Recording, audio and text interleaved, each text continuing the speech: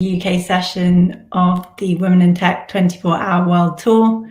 I am Jessica Alderson, the CEO of So Synced, a dating app that matches compatible personality types, and the UK ambassador for Women in Tech.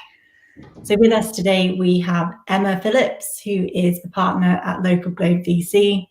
We have Ashley Bishop, who is a co-founder and co-CEO of Bagboard. And we have Johan Bennekoon, who is the founder of Upscalers Investment Club.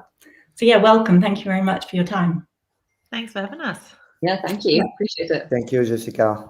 So today we're going to be discussing funding for female founders and how to turn the tide.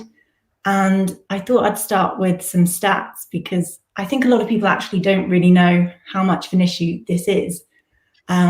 So globally, only 2% of VC investment goes to female-led startups. In Europe, this is only 1%, and that's the same for the UK. A recent DocSend report showed that female founders on average raise 70% less than all male-led teams.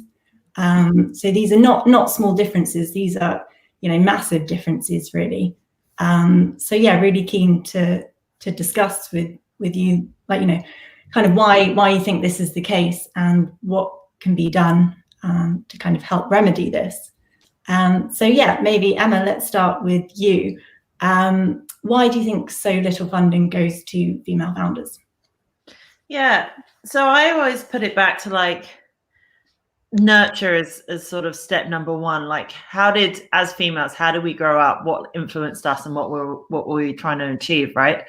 If I look at the entrepreneurs that I heard about when I was a child and when I was a teenager and when I was in high school, everyone was male. I never did it inspire me as a young woman to think, right, I'm going to grow up and start my own business. It wasn't until sort of mid-20s when you started hearing about successful entrepreneurs that were female.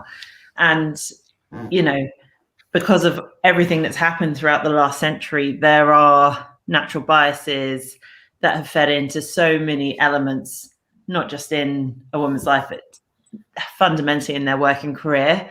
That is changing and that is improving. It is a slow movement. I think, even working at Local Globe, diversity initiatives have always been forefront of our mind. I remember when we were initially building our team 6 years ago, we did consider having all spectrums of diversity within our team, whether it was gender split, ethnicity split, age range. We range from 22 to 72, things like that. But it wasn't until about 3 years ago that we actually started reporting on the sort of gender diversity within our founders.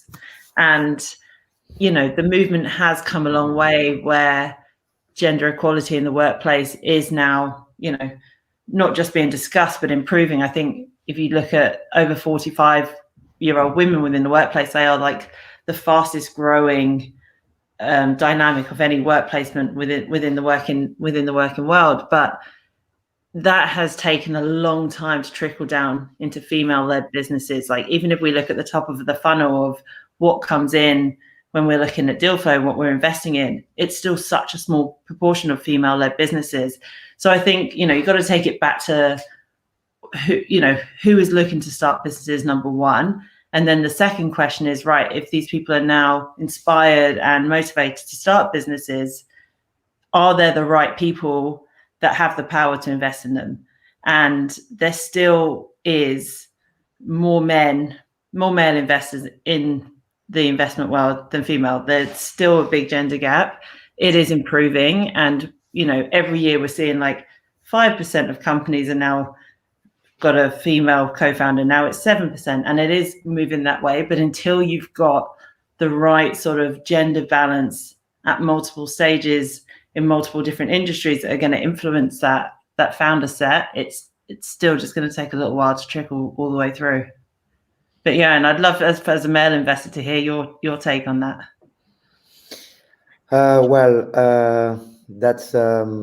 That's a tough question to answer, and obviously you have way more experience from the investment side than me. And sorry for the voice. I was too happy to enjoy the open terrace, so sorry about that. So no, more seriously, I think that you're completely right. I cannot say about men not investing into women-led companies because they are women. There might be some men that have some unconscious bias, but I think that the fundamental question is more on the starting side, which you mentioned, which is telling women that they can succeed and they can found company that can be a tremendous success. And we are, I think, in a year that is, and I think the coming decade will be fantastic for women. We just saw two great companies that did an IPO with women-led with a woman CEO. One is Bumble, and Jessica is very familiar with that industry. And the other one is Vimeo. I don't know if it was today or yesterday. So I think it's great. For me, it's just, when we tell, and women needs to know that they can create companies, they can create amazing companies, they can be as successful as men, and that they have as much chances to raise cash as men. Once we have put that in place, then I think we will receive more opportunities and deals coming from startups with at least one female in the team. But I do see, in comparison, in the pipeline, I do see very few startups with at least one woman in the team, in the funding team, compared to male. So obviously, then when you narrow until you invest, the ratio, when you go from a tiny number, it goes to a really, really small number at the end. But that's also why I think it's important for VCs, micro VCs, angel clubs, or anyone who wants to invest and care about diversity, to at least set up some KPIs. And this is what we are doing at Upscalers, because when you put a KPI to say, I don't know, like I want to invest at least in 25% of my portfolio with women-led companies, then even if you don't reach it, you will have more chances to achieve that number than if you just say, yeah, we want to invest in women, but you don't set up KPIs, and then eventually the number will be lower. So I think it's going to take a bit of time until the ratio come, to a gap that is less than what it is today. But we're on the right track, I think. Yeah. No, I think it's not going to be a super fast movement, but we are definitely making progress of sorts, right? And yeah, like you said, hopefully this decade we do see a lot of change. And Ashley, same question to you. Why do you think so little funding goes to female founders? Yeah, I mean, I think that these guys have covered it really well, but I also think that, Emma, to what you're saying, you can only be what you can see, right? And it wasn't really something, even when I was at school, that, this idea of starting your own business was really something that would have been expected. I think that it's always been something that you see men doing. It's been a very sort of course, of course a man would start his own business. Of course, that makes total sense. Less so for women. And I think that automatically means the question when you go into a room as a woman is actually, the question is your place to be there, as opposed to what you are pitching. And that's you've got so much more to overcome as a female founder than you do as a male founder, where that accolade is already attributed. You're already allowed to be there, whereas you're fighting for your place to be there in the first place as a female founder. So yeah, I mean, for me, it comes down to a mix of the unconscious bias, of course, on that side, and also a lack of incentive to change. Perhaps, I think, when there's so many opportunities out there with male founders, I mean, what is the incentive to make that difference? I think we're starting to see that now. We're starting to see the opportunity that female founders bring, the potential that female founders bring, and how successful we can be, which is really exciting. But I think we're also starting to see that without more diverse leadership, what you create is a world that only serves one very small demographic, and that, of course, leads to lots of other problems, so which we're starting to see. So I think that that's why that incentive is really come into play. And again, kind of just echoing what Emma said, that because we're starting to get more female leadership, it is slowly trickling down, and that awareness of the needs to make those changes is coming into play much more obviously, which is brilliant. So yeah, things are changing, and there's so many more opportunities, and it's really, really exciting to see, you know, people like Local Globe and upscalers really making a conscious, concerted effort to support female founders and setting those KPIs and really going, okay, we're going to create exposure and opportunity for female founders. But, you know, there's still a long way to go, as the stats say. Yeah. And if you also look at, I think there's kind of a correlation as well, but if you look at the number of CEO from the S&P 500, there's only 6%, which is 30 companies led by a female out of 500. So it does reflect the stock market, which is the ultimate, not goal, but at least one option for a private health company to make an exit and for investors to get some money back. 6% is really, really a small number, and that can change faster than in the VC or in the startup world, I think. And this has today more exposure. So I think that this is also changing, and it's serving the cause of women as well for the tech environment and the tech ecosystem. Yeah, no, definitely. And yes, so my sister and I recently closed a funding round for our dating app, which is really exciting. We're super happy. I guess, I'd read so many studies, like basically, everything that there is out there about kind of like differences between men pitching and women pitching. And I guess I just wanted to be aware of pitfalls. But I guess one thing that I never had, or we never had, is, the ability to see kind of differences up close in the way that, say, like we interacted with investors versus the way that men interacted with investors. But Ashley, you've got 2 male co-founders, right? So I'm really interested to hear your views on, if your interactions with investors are different to your co-founders' interactions. Yeah, no, it's a really interesting question. It's one I get asked quite a lot from other female founders, and it definitely has changed my sort of understanding of how to pitch things, especially because one of my male co-founders comes from a sort of financial background. So he kind of understands the language that investors talk and what they're looking for. So he really enabled me to learn that language quite quickly.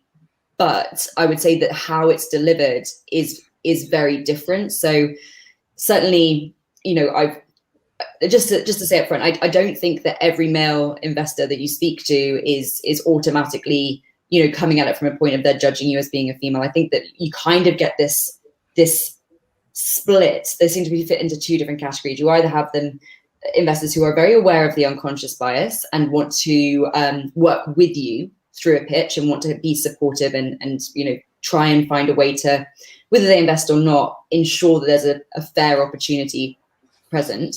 But I think if we're talking about the other side of this, so someone who isn't maybe aware of their own, maybe they are aware, I don't know, has that bias and it isn't working with it and isn't working with you to sort of move past that, then that's where you start to see the real differences between how you are treated as a female founder and how a male founder often is treated in the room. Now, I would say that there have been times where I've been in meetings, probably early on, when maybe my confidence was still growing, I was still learning a little bit, where I would answer questions and an investor specifically answered or asked further questions of my male co-founder. And that was really weird to see, but it was almost, it just was like, it was nothing to do with the answers. It was just the recognition was, okay, so, but I'm going to continue to ask the questions over here and kind of put the emphasis on trying to understand what you're saying. And that was quite difficult because, again, it was trying to fight for being seen in the room and fighting for your position, rather than just being the person there who was taking some notes and just there to be an extra pair of hands. But I think that, you know, as a general rule, women have, you know, we know this from the way we all behave, is we tend to be very transparent about risk. We're quite realistic about things. We're realistic about what our budget needs are, what our resource needs are. So we tend to go in with an ask that's very sort of real and have granular, you know, really like, this is what we need. Whereas men will often go in with a much more confident over ask. You know, there's that study about men will apply for a job that they're only 60% qualified for, but women will apply for a job that they're 110% qualified for.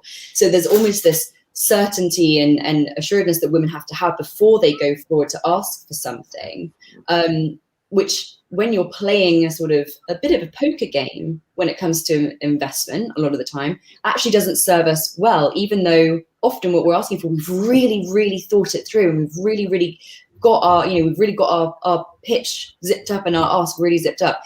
And I think that's part of the difficulty, is that, you know, there's been this sort of poker game developed over time between investors, and I don't know if it's sort of like a male to male banter that's just appeared over time and kind of grown in how the pitching process works. But, you know, women are often going to go in, they're really, you know, we really do know our stuff, but perhaps there's just that level of confidence and assuredness that we haven't quite reached yet, because we're still feeling like we're having to go and improve ourselves, instead of going in and with that confidence, that assuredness of, we have something amazing, we have an incredible opportunity, you know, I have as much right to be here as anyone else. I don't know if you guys have read the PensionBee IPO story that an angel investor, Deepali, put out this week, but it was an amazing story because PensionBee was one of the first UK founded companies to IPO that was started by a woman, by Romy. And the story of how she went out fundraising was just incredible. Like, she was heavily pregnant. She went out, and it was such an incredible story because it was a woman that went out to invest and said, I am raising it. I can't remember the exact number, but say 25 million post round, you're either in or you're out. And it was just unheard of, like exactly what you were saying, Ashley, for a woman to go out with such confidence, like especially in a very heavily pregnant state, which shouldn't come into the factor, but of course it does, and be so sure that she had her belief in the business that she was building and the team that she had built around her, that she could go out and do that. And you see that is a difference that I see. You see that in men that will have that assurance, but you don't often see it in women. And that's why, if anyone hasn't read that story, I highly recommend, Google the PensionBee IPO story that's written by a woman called Deepali. It's phenomenal, the confidence that she went out with, because she just had a fundamental belief in the problem that she was solving and the ability of her team, which was amazing. Yeah, that sounds really inspiring. And from my perspective, I think that also what I'm seeing is that maybe women are a bit more emotional than men. So when they pitch, they tend to focus more on the passion that they have for the company that they are building, rather than on the opposite, men show also their passion, but they will be more aggressive and picky on numbers and on being bold, having a bigger vision. Also, women tends, from my perspective at least, tends to ask sometimes for less money than they could get, or tends to be a bit too realistic, and sometimes they need to be a bit more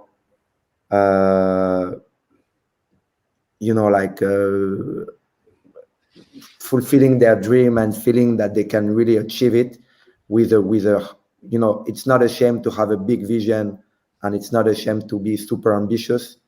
And I have the feeling that women try to hide a bit their ambition, whether men are super ambitious, and sometimes they fake it too much. So you have the two opposites. I think that is also probably something, at least for me being a man, that might make an unconscious decision, because obviously you want to, and especially when you do invest in early stage company before Series A, before you have already a product market fit and revenue and history to invest in, you always invest in people, and you want to make sure that those people are bold, that they want, because I also been an entrepreneur, and I also was on the other side of the table. And it's being an entrepreneur is a roller coaster. In the morning you're super happy, at noon you're depressed, and by the end of the day again you're super happy. So you also have to deal with your emotion, and I think that men are able to hide those emotions when they are pitching, while women tends to be a bit too emotional, in my opinion, which can, for some investors that have less empathy, will probably walk away. So that's maybe a pattern to analyze. But again, that's from my perspective as a man. Maybe Emma, from a woman investor, you have a different perspective. But at least this is what I'm seeing, and that can be one of the reasons why women are not going more in the funnel. Yeah, I talked to someone the other day. I now ask this question to quite a lot of people, and he said, when men pitch me, it's like these huge big dreams, and I get really, really excited, and I'm like, I've got to invest. He's like, sometimes I even know it's not that realistic, but it's like, he said he kind of gets wrapped up in it, and it's just, loves the excitement, I guess. But that's really interesting. On like the kind of, I guess, pitching side of things. And then I guess like earlier on in the kind of fundraising process, securing meetings, like I think, the investor community is pretty male dominated, right? And I guess I think that it is generally harder for women to secure meetings because they're not in that network as much, or they find it harder to break in. Is this something that you found, Ashley? Yeah, I mean, of course, because I've got my co-founders who are part of a certain type of network, it's kind of meant that we've been able to have conversations with investors more easily through that. However, me myself, when it's been just me focusing on outreach, it has been difficult without introductions or to get in the door, because I do think that warm introductions, of course, are always generally more successful, or at least you're more likely to actually get a meeting rather than just an email or be ignored. So whereas and women haven't really built up that network, that sort of automatic, I'll introduce you kind of thing. We're getting there, and absolutely it's growing, and it's growing quickly, but we still haven't quite got the same, nowhere near the same level of network opportunity as I think a lot of guys do. I think that there is a big focus on female founders now, which is great, and that's definitely opening up a lot more opportunities because people are more aware of this issue and the lack of funding available. But I think we've got a long way to go to really see that convert from opportunity into actual funding. I think that one of the issues that I see is that there's a lot of funds kind of doing this almost as a box to tick. So it looks like a good thing. Yes, we do female office hours, or we're trying to create this percentage, of female founders that we're supporting. But I think that it's seeing that really convert. We're obviously not, because those numbers are still really, really low, and even in comparison to the actual amount of potential that female founders could unlock, it's tiny. So I think what's happening is that there's still such a massive amount of competition amongst female founders themselves. Ultimately we're fighting for this tiny, tiny piece of the pie because we're not seen as eligible for all of it. So you've got all this amazing potential being crammed into this one little area. And what we need to do is unlock the full investment landscape for all opportunities, whoever the founder is, instead of it just being so skewed, which is a major problem. You said the exact word that I hate women saying about one another, that they are competition. Like, that is what we need to drive. Ignore the men for a minute. Just within the female community, women cannot be seen as competition. I think that is one of the fundamental flaws. I don't know if you guys know Natasha at C Camp. She's amazing person that drives brand at C Camp. She supports a lot of their entrepreneurs going through the program. But it's one thing that she's written a lot about, like, women need to stop seeing each other as competition, and we need to like better learn to support one another, because where there were those early female successes in business, in entrepreneurship, because there was only one or two in any given circle, naturally we felt like competition to one another. And I think until we stop doing that and we really learn to support one another, I can completely see why it feels like that from a funding perspective when there is a small slice of the pie at the minute. But I think that is a narrative as women we need to work together to change.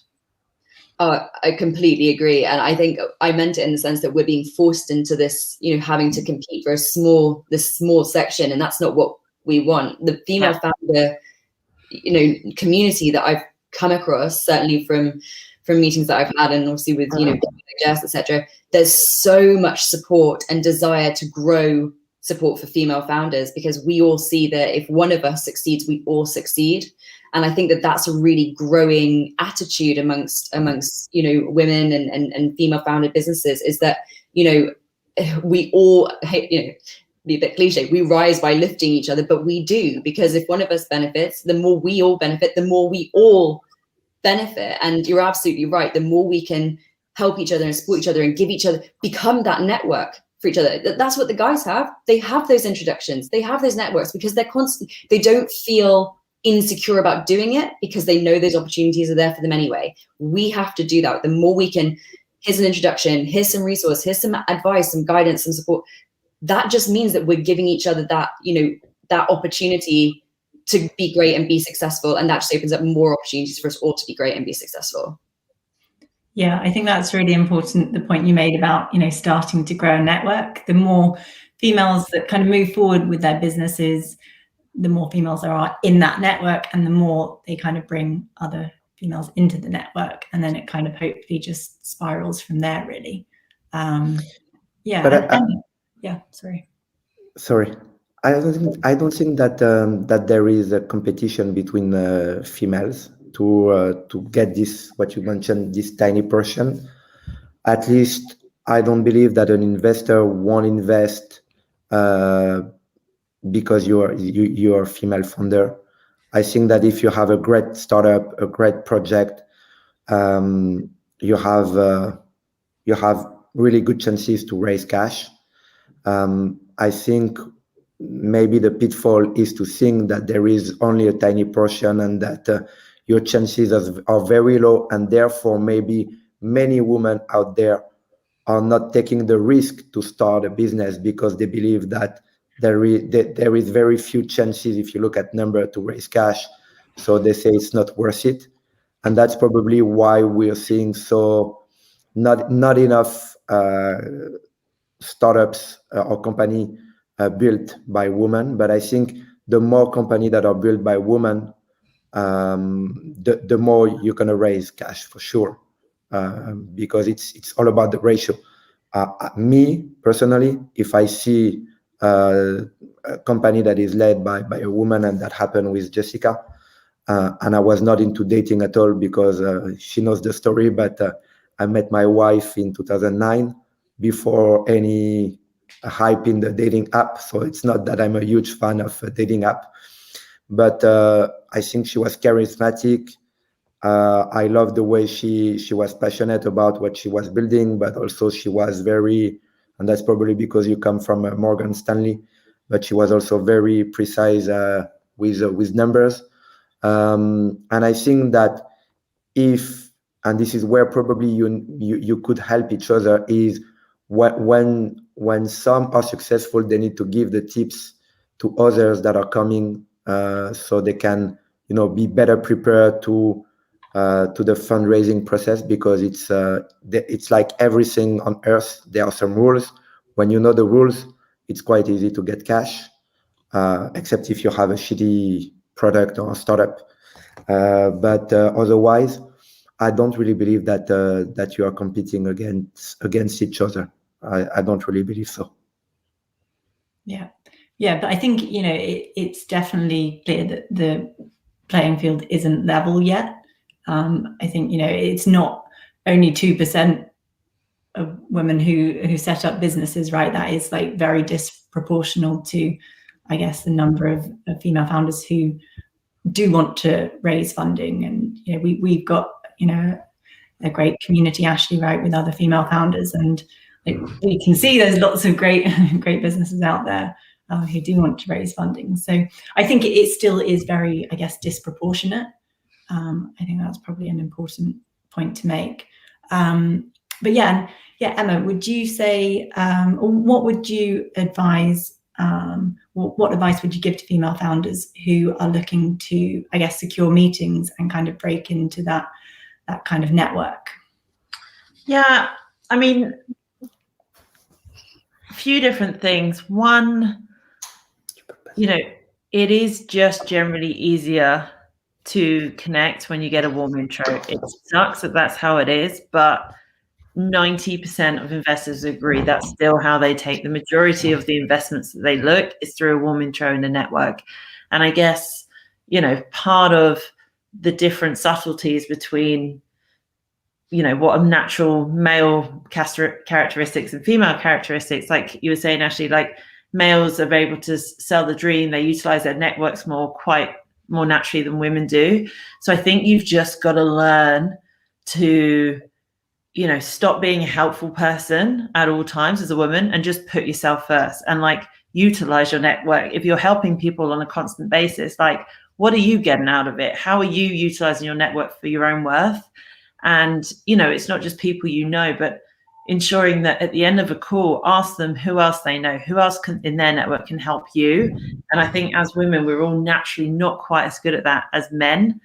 And so it's like pushing yourself out of your comfort zone in any opportunity you have to get more out of it yourself. Like stop trying to be nice and please people and just be a bit more of a shark at times. Because it's funny, like, I think, you were saying earlier about like the way people sell their businesses and things like that.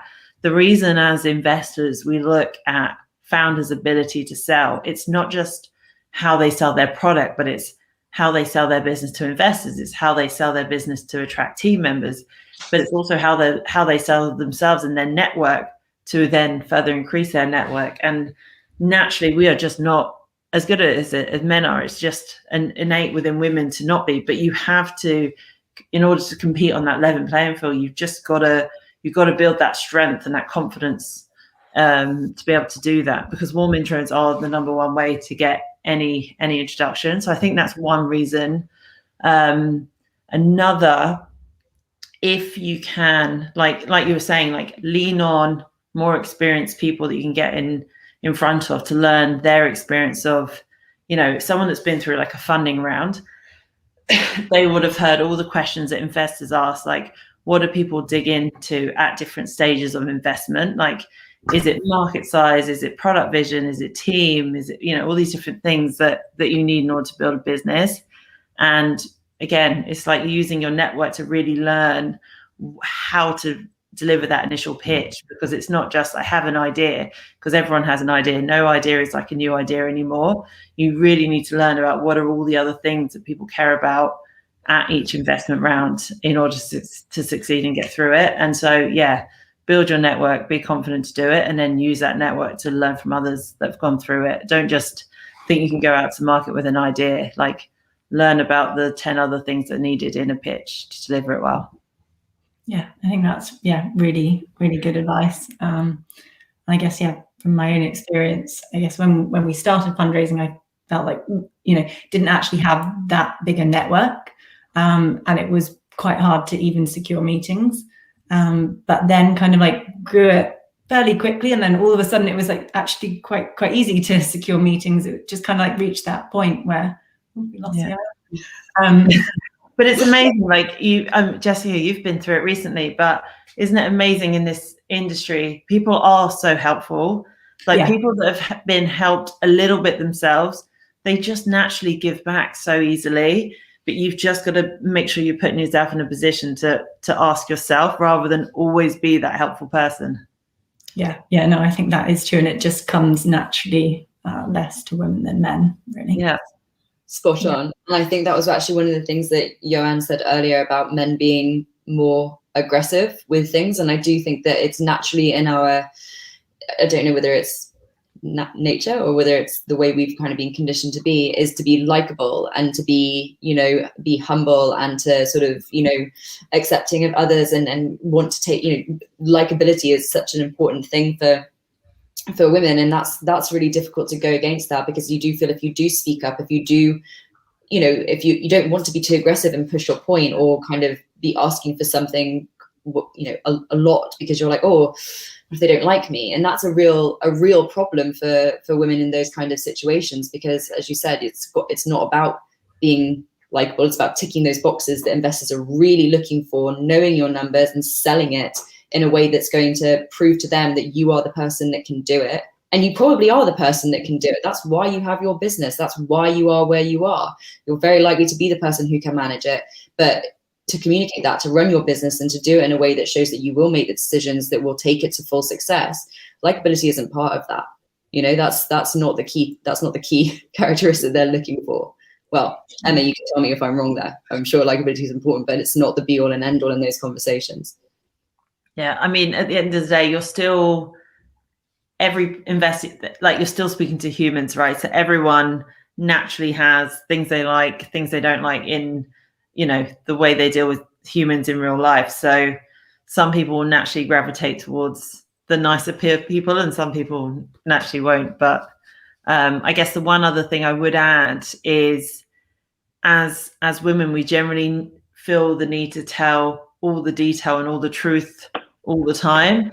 And I guess part of being a founder is being able to tell the story in the most compelling way. It doesn't mean lying. It means you have all the data about your business and you have the market insight, probably from like 3 or 4 different sources, and one will seem three times bigger than the other source, but you've just got to be able to tell a story in the most compelling way. And again, I think that's a trait that men naturally have, maybe more so than women, because we're so honest, we're so overly honest, and we're so like nurturing as women. But you know, learning that storytelling is part of being a founder. It's part of being a great founder. You have to be able to do it. Yeah, no, I think that's really important. If I can add something, I think it's like we can learn from Steve Jobs that you don't need to have the best product, but it's purely about how you sell it. And when you go and enter into the fundraising process, as Emma said, you're not only selling your idea, selling your startup, but you're selling yourself. And you need to be a bit charismatic, or at least you need to give trust to the investor that no matter what, if we give you the money, then we have a good chance to get the money back. And you can fail, but we know that you will fight and you will find another solution. And this is where there is probably some space to practice and learn. From my personal experience, as I said, I used to be a founder, and the first year was terrible because it was back in 2012. Not such a vibrant ecosystem as today. Very difficult to get some advice and find people sharing knowledge and get knowledge online. But I had a chance to go to start a bootcamp accelerator program, which at that time had a great value, which is a startup bootcamp. For those that don't know, it's a copycat of Techstars. And it's a 3-month program. And out of those 3 months, the first month and a half is purely focusing on business, KPIs, roadmap, execution. And the last 1.5 months is only focusing on pitching. So then when you come on stage in front of 400 or 500 investors, you're a rock star at pitching. And I can pitch sausage or socks or whatever you want. I was the king at pitching.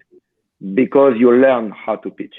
And I think that maybe as a trait that is a difference, fundamental difference between men and women, maybe it's more natural for us, even though they are shy people, they are, like, one thing is that you need to practice and you need to make sure that when you come in front of someone, you are willing to fight and fight for your business, fight and demonstrate that not necessarily being aggressive or oversell, but showing that you are super confident and that you're willing, even as you said, Ashley, it's poker game, but that you're willing to walk out of the table because you have other proposition or because you're not happy with the investors you have in front of you.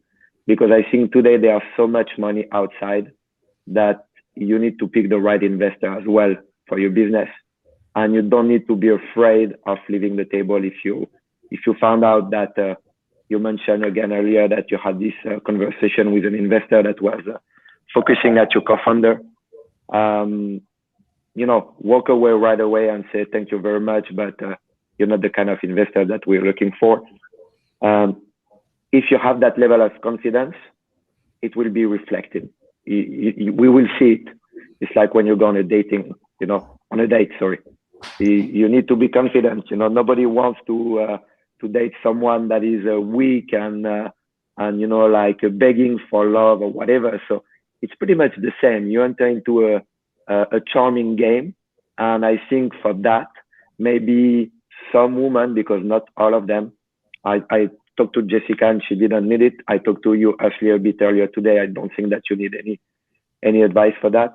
But some women that I met might need some advice on that. They have great value proposition, great startup, great team, but as CEO, they lack some charisma, and this can be trained. So don't be afraid to train yourself and go out of your comfort zone to really, demonstrate that you're a strong founder, because that's what we are looking for.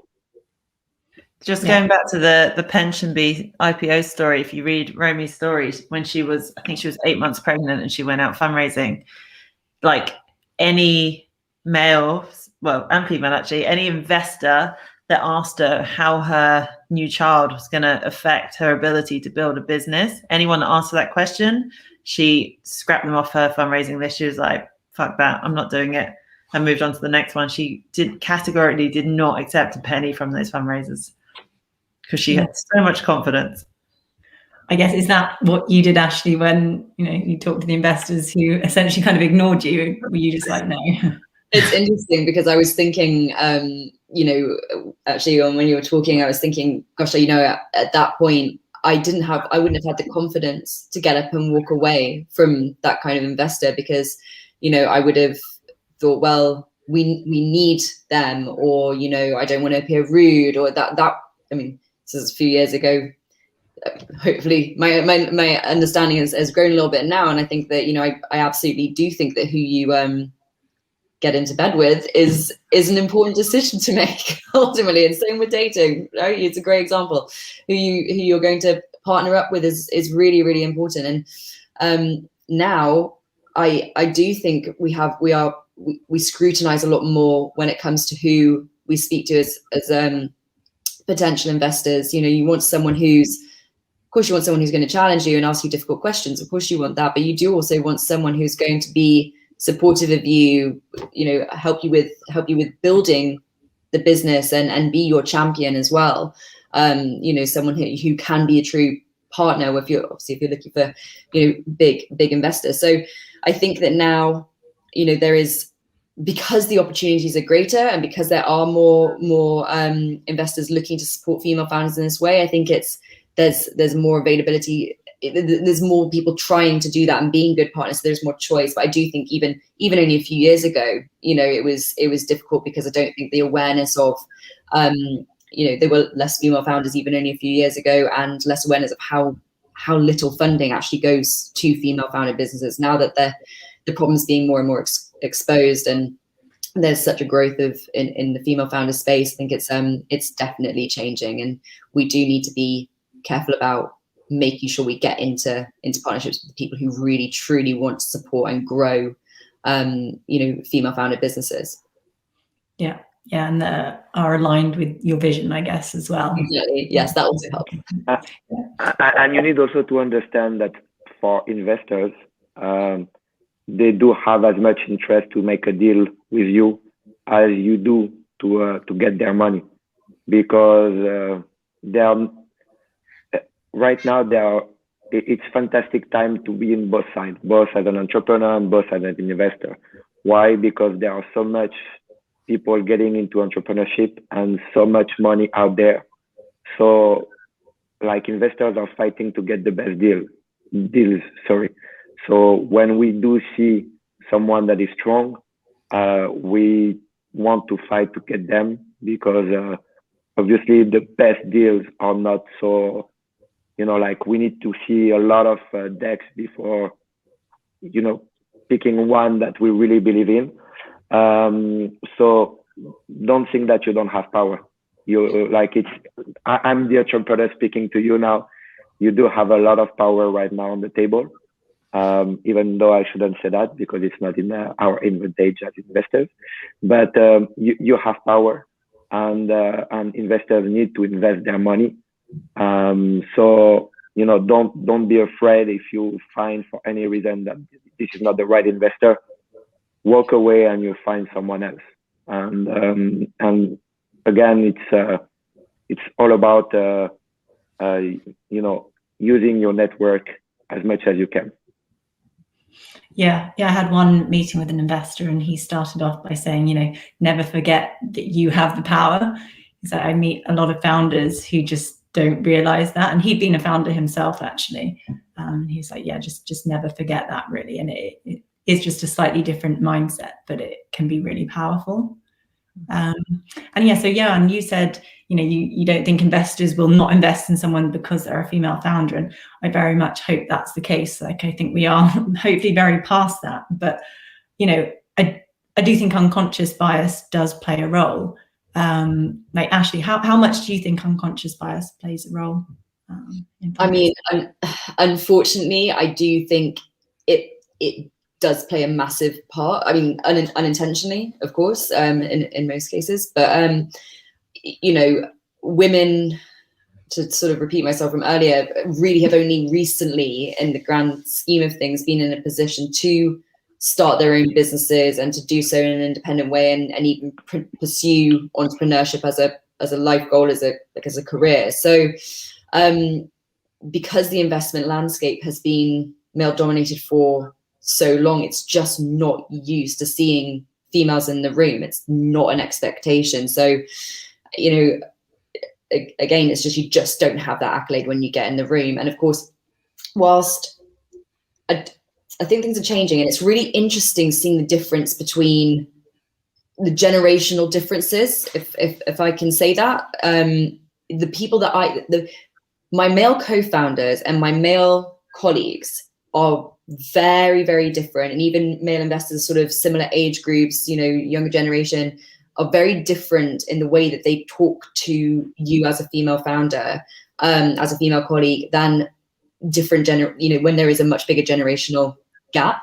And I think that is something that is still difficult, because obviously a lot of capital is held with a different generation. Trying to bridge that gap when there is quite a different sort of relationship that men have, the older generation have with women, to sort of how younger men and younger women, relate to each other now.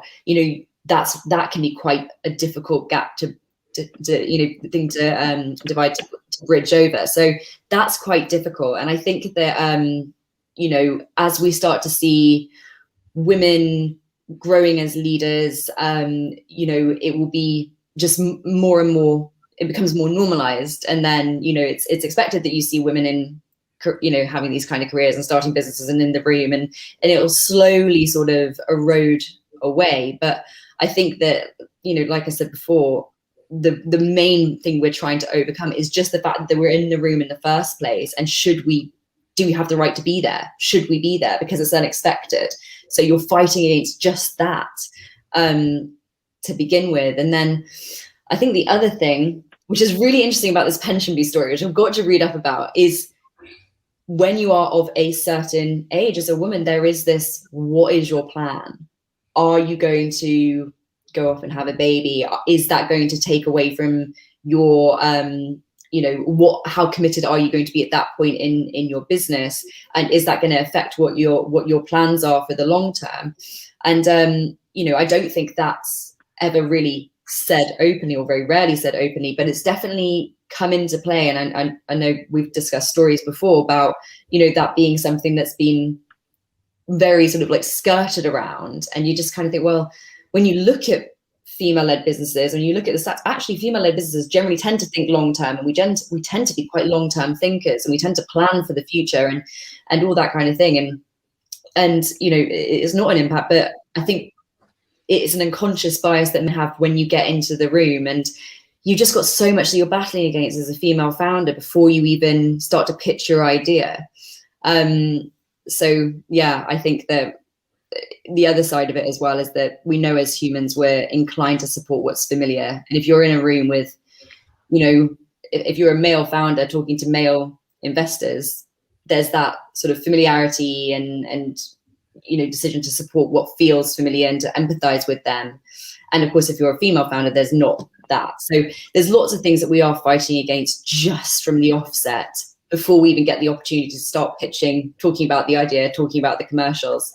So we're up against it, I think, Yeah, I mentioned this study too, I think, but it was a study published in Harvard Business Review, and it showed that 2/3 of the questions that female founders get asked are prevention oriented, about, I guess, negative questions, kind of assuming that they're more likely to fail, whereas 2/3 of the questions that male entrepreneurs get asked are promotion oriented, very positive about how they're going to grow and win and do all these exciting things. And it makes a huge difference in the essentially the total money that someone raises.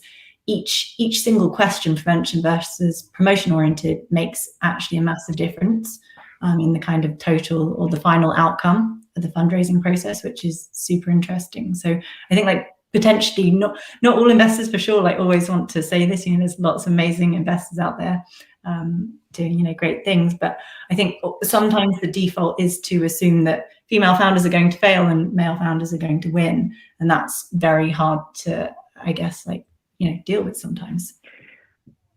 May I ask you a question? Because so for those who don't know, I invested with the Upscalers community in Succinct, the company led by Jessica and her sister.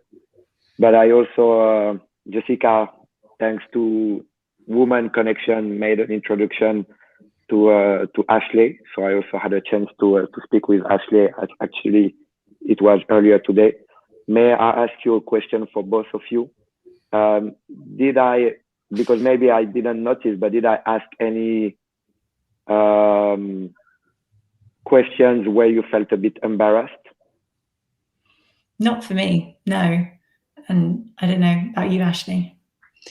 No, I mean, I was going to say the same. Not really. I thought that we had a good, productive conversation. You asked some challenging questions, but challenging questions aren't negative questions. So, and that's the difference. I think the difference between a negative question versus a good, challenging question.